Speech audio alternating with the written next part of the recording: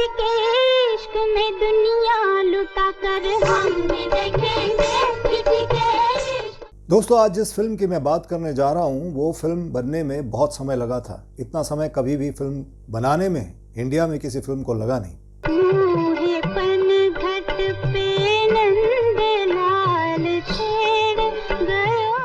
10 साल से ज़्यादा टाइम लगा इस फिल्म को बनाने में और इसमें बहुत पैसा खर्च हुआ था।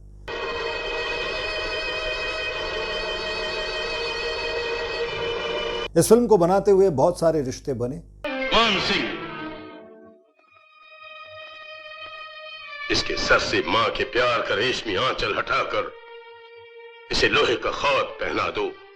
बहुत सारी प्रेम कहानियां बनी, टूटी, शादियां हुई, नाराजगी हुई।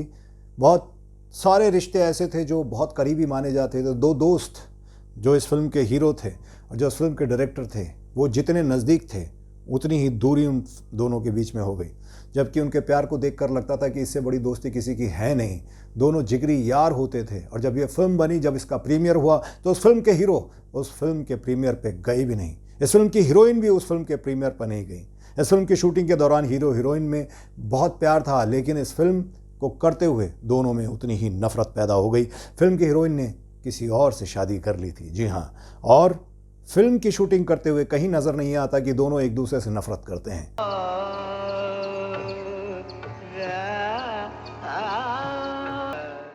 ये करिश्मा था इस फिल्म का। और ये फिल्म एक ऐतिहासिक फिल्म थी। इस फिल्म ने सारे रिकॉर्ड तोड़ दिए थे। आज भी ये फिल्म बहुत बड़ी फिल्म मानी जाती है। इस फिल्म के सेट को देखकर लोग दंग रह जाते हैं। जितना पैसा इस फिल्म पे बहाया गया था, जिस तरह से इस फिल्म को बनाया गया था, जिस शिद्दत से बनाया गया था, दिल खोल के बनाया गया था, ये फिल्म आज फिल्म इंडस्ट्री के इतिहास में सबसे बड़ी फिल्म मानी जाती है। अगर बेस्ट 5 फिल्में निकाली जाएंगी तो सबसे बड़ी 5 फिल्मों में ये एक फिल्म, जैसे शोले हैं, जैसे 3 इडियट है, जैसे और भी फिल्में हुई हैं, मैंने प्यार किया, लेकिन ये फिल्म शायद उन सभी फिल्मों से थोड़ी सी बेहतर और ऊपर रखी जाएगी। जानते हैं इस फिल्म के बारे में। जी हाँ, जिंदाबाद जिंदाबाद है मोहब्बत जिंदाबाद। जी हाँ, आज मैं जिस ऐतिहासिक और एपिक फिल्म की बात करने जा रहा हूँ उसका नाम है मुगल आजम। फिल्म के निर्देशक के आसिफ को फिल्म निर्माण के दौरान न सिर्फ भारतीय सेना ने अपना सहयोग दिया था, बल्कि जब तक वो जिंदा रहे उन्हें फिल्म जगत व तत्कालीन राजनीतिक दायरों में भी अच्छा खासा सम्मान मिलता रहा। इंसाफ की इस मुकद्दस तराजू की कसम, अकबर से जिंदगी में एक बार जो मांगोगी अता किया जाएगा। लेकिन इस बात को सुनकर आप शॉक हो जाएंगे कि इस फिल्म से जितना इस फिल्म के निर्देशक को मान मिला, सम्मान मिला, जितने महान वो डायरेक्टर कहे गए, आगे चलकर उन्होंने और उनके बच्चों ने अंडरवर्ल्ड और स्मगलरों से अपने संबंध बना लिए, जिसके कारण वो अच्छे खासे रिश्ते उनके होने के बावजूद भी, इतना सम्मान होने के बावजूद भी वो अपने देश में बदनाम हो गए। मुझे किससे मोहब्बत? जी नहीं, तुमसे है। हाय अल्लाह, कौन? साहिब आलम। चुप सुरैया, अभी से हुकूमत करने लगी आप, जब मलिका बनेगी। सुरैया। पाकिस्तान के फौजी तानाशाह जनरल परवेज मुशर्रफ को करोड़ों रुपए की रिश्वत देकर फिल्म पर से बैन हटवाया गया था। क्या था मुगल आजम का अंडरवर्ल्ड कनेक्शन और कौन सा नामी स्मगलर था के आसिफ का दामाद? जी हाँ, जानेंगे बहुत कुछ इनके बारे में। बस आप बने रहिए हमारे साथ, हमारे प्रोग्राम OSM बॉलीवुड में।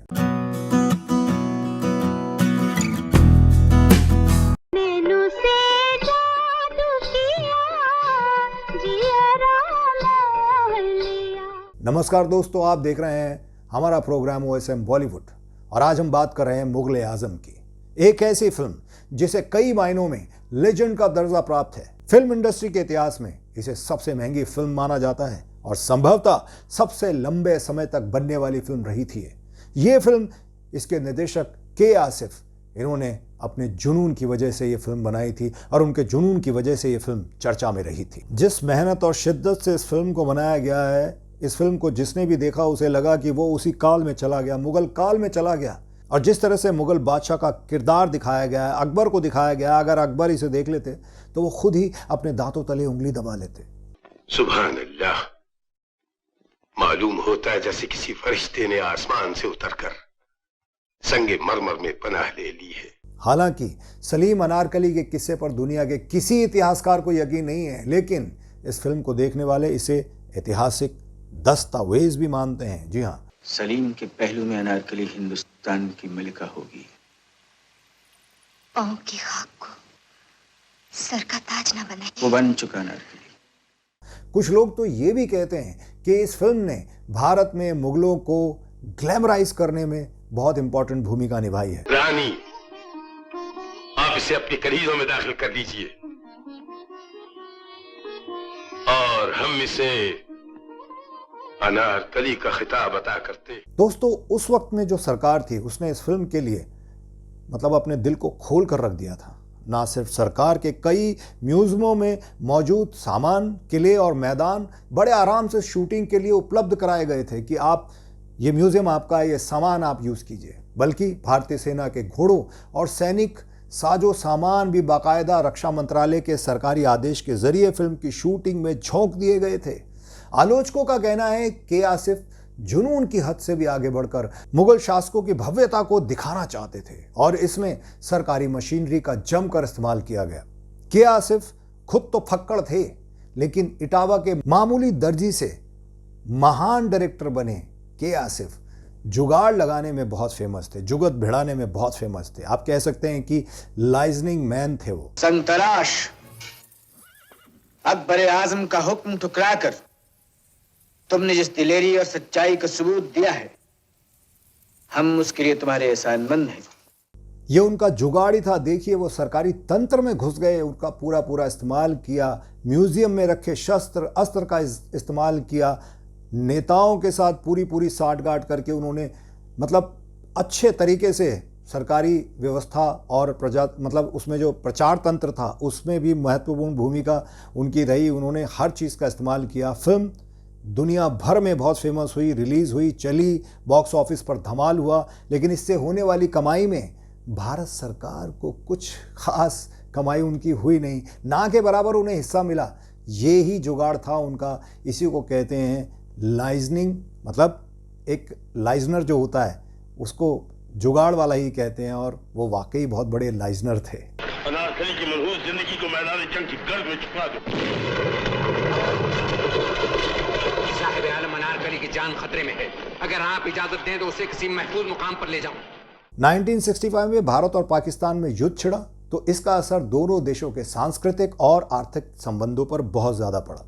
पाकिस्तान की तत्कालीन सरकार ने इसे अपने यहाँ बैन कर दिया था। जी हाँ, इस फिल्म को बैन कर दिया था, क्योंकि फिल्म इस्लामी संस्कृति को ग्लैमराइज करने की पृष्ठभूमि में बनी थी। इसलिए इसका उस देश में लोकप्रिय होना लाजमी था, जिसकी बुनियाद ही इस्लाम धर्म पर आधारित थी। इसलिए इसके बैन होने पर फिल्म के कारोबार पर बहुत भारी असर पड़ रहा था। ख़ास बात यह है कि उन दिनों इंटरनेट और ऐप तो दूर की बात होती है, मतलब डीवीडी और वीसीआर तक नहीं हुआ करते थे, केबल भी नहीं होता था। बहरहाल सन 2004 में इस फिल्म का कलर वर्जन दोबारा रिलीज किया गया। प्यार किया तो डरना क्या, जब प्यार किया तो डरना क्या। डिजिटल टेक्निक की मदद से पूरी फिल्म को ब्लैक एंड व्हाइट से कलर प्रिंट में ट्रांसफर किया गया, तैयार किया गया, और नई दिल्ली से लेकर लंदन तक बहुत सारे बड़े बड़े समारोह के जरिए इसे दोबारा जमकर पब्लिसिटी मार्केट में उतारा गया। It has taken my breath away. It is a world-class production. It's so brilliant and so well presented. इस पूरे आयोजन में मुख्य भूमिका निभाई के आसिफ के बेटे अकबर आसिफ ने, जो लंदन में बस चुके हैं और जहां वो एक कारोबारी भी हैं। पाकिस्तान में इस फिल्म से रोक हट जाए, इसके लिए के आसिफ ने पाकिस्तान के तत्कालीन शासक परवेज मुशर्रफ के पास खुद जाकर मतलब उनसे लॉबिंग की, उनसे रिक्वेस्ट की। इस बारे में हम वीडियो में आगे चर्चा भी करेंगे।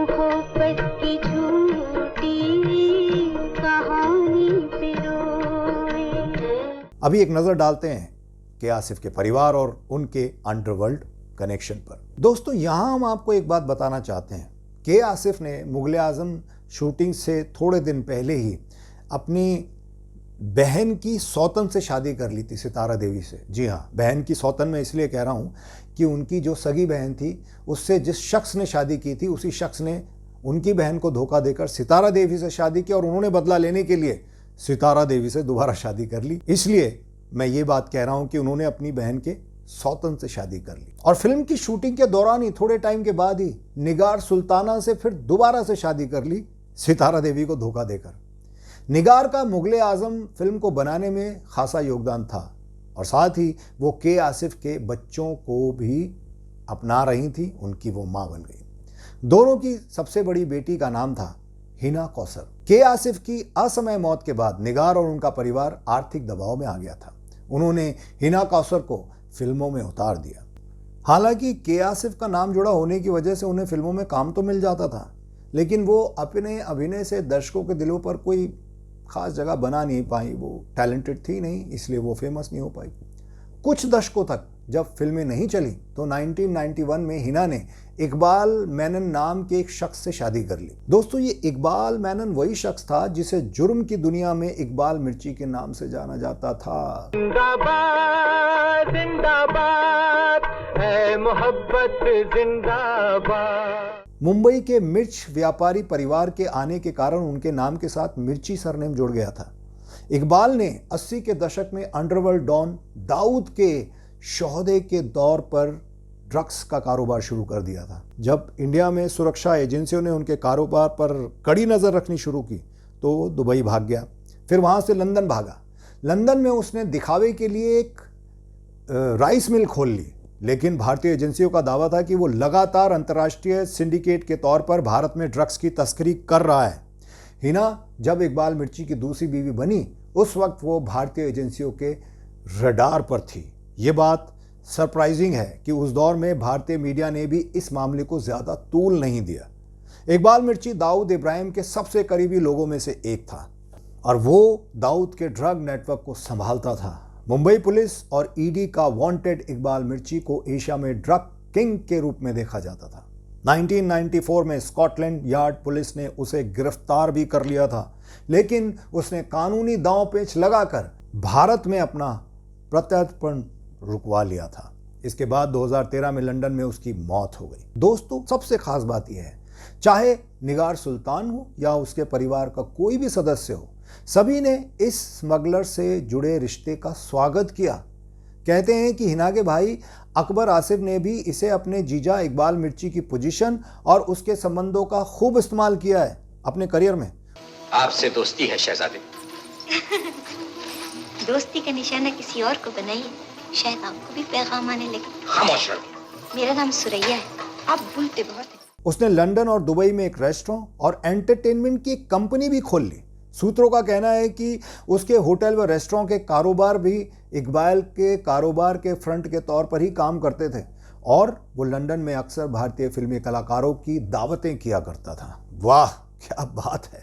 देखो ज़रा पैसे की सेटिंग और मतलब तंत्र मंत्र की सेटिंग देखो।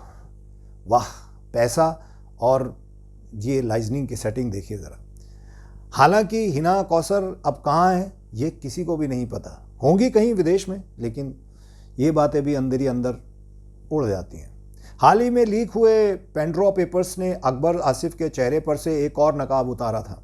पेपर्स में इस बात के पुख्ता सबूत मिले हैं कि के आसिफ के इस बेटे का पाकिस्तान के पूर्व राष्ट्रपति जनरल परवेज़ मुशर्रफ से ख़ास लेन देन हुआ था, सौदा हुआ था। जब सन 2004 में परवेज़ मुशर्रफ लंदन की आधिकारिक यात्रा पर गए थे तो अकबर ने उनसे डायरेक्टरेट होटल में मुलाकात की, जहां पाकिस्तानी प्रतिनिधि मंडल ठहरा हुआ था। अकबर ने उस दौरान परवेज़ मुशर्रफ को डिजिटली कलर्ड फिल्म की सीडी भी भेंट की थी। उस वक्त मीडिया में भी ये मुद्दा उठा था और उम्मीद जताई गई थी कि शायद पाकिस्तान में मुगले आजम से बैन हट जाए। लेकिन परवेज़ मुशर्रफ बहुत स्मार्ट, बहुत खाक, बहुत चालाक शासक रहे हैं, इसलिए एक घाक सौदेबाज साबित हुए वो और करीब 2 सालों तक अपने फैसले को टालते रहे। पेंडोरा पेपर्स के मुताबिक अकबर आशिफ ने परवेज़ मुशर्रफ के करीबी रहे आर्मी जनरल शफतुल्ला शाह की पत्नी को साल 2006 में एक महंगा अपार्टमेंट गिफ्ट किया था। उस वक्त इस अपार्टमेंट की कीमत करीब $12 लाख थी, जो भारतीय करेंसी में 2.5 करोड़ के आसपास बैठती है। दोस्तों, गौरतलब है कि उसी साल जनरल परवेज़ मुशर्रफ ने पाकिस्तान में मुगले आजम पर से बैन हटा दिया था। जी हाँ, सेटिंग का खेल देखिए, लाइजनिंग का खेल देखिए। मोहब्बत में जरा आंसू बहाकर हम भी देखेंगे मोहब्बत में। दोस्तों, ये फैसला इसलिए भी ऐतिहासिक रहा कि 40 साल बाद किसी भारतीय फिल्म को पाकिस्तान में प्रदर्शन की परमिशन मिल गई थी। इस फ्लैट की रजिस्ट्री साल 2007 में हुई थी। इससे साफ साफ समझ में आता है कि मुशर्रफ से आसिफ की मुलाकात कैसे हुई।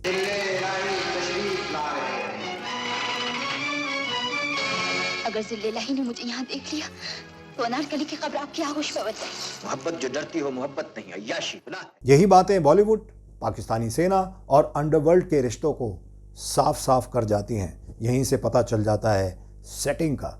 जी हाँ, वैसे भी के आसिफ की तो हिस्ट्री ही ऐसी रही। फिल्म को बनाते समय जब वो मुग़ल आज़म बना रहे थे तभी से उनका दिमाग इतना ज़्यादा उल्टी सीधी चीज़ों में लगा रहता था कि उन्होंने पहले अपनी बहन की सौतन से शादी की, उसके बाद उन्होंने अपने जो उनके दोस्त थे दिलीप कुमार जिसको उन्होंने हीरो लिया था, हालांकि दोनों मिलकर बहुत मस्ती किया करते थे, फिल्म की हीरोइंस के बहुत सारे किस्से हैं उनके साथ, वो दिलीप कुमार की बहन को भी ले भागे थे। आगे चलकर ये सारी बातें जो मैंने आपको बताई हैं वो उनके परिवार के साथ जुड़ी रही हैं और उनके साथ जुड़ी रही हैं। तो इनकी तो हिस्ट्री ही ऐसी रही है। एनीवे, आपको हमारा ये प्रोग्राम कैसा लगा हमें कमेंट करके ज़रूर बताइएगा। हमें आपके कमेंट का इंतज़ार रहेगा। और हाँ, हमारे प्रोग्राम, हमारे इस चैनल को सब्सक्राइब ज़रूर कीजिएगा, क्योंकि आपके सब्सक्राइब करने से हमें हिम्मत मिलती है, हमें हौसला मिलता है। हम तभी तो और ख़ूबसूरत प्रोग्राम लेकर आपके सामने आते हैं। मैं फिर मिलूँगा आपसे, तब तक के लिए अपने होस्ट अपने दोस्त अफजल खान को दीजिए इजाज़त। टेक केयर, बाय बाय, अल्लाह हाफिज़, राम राम। आप अपना ख्याल रखें।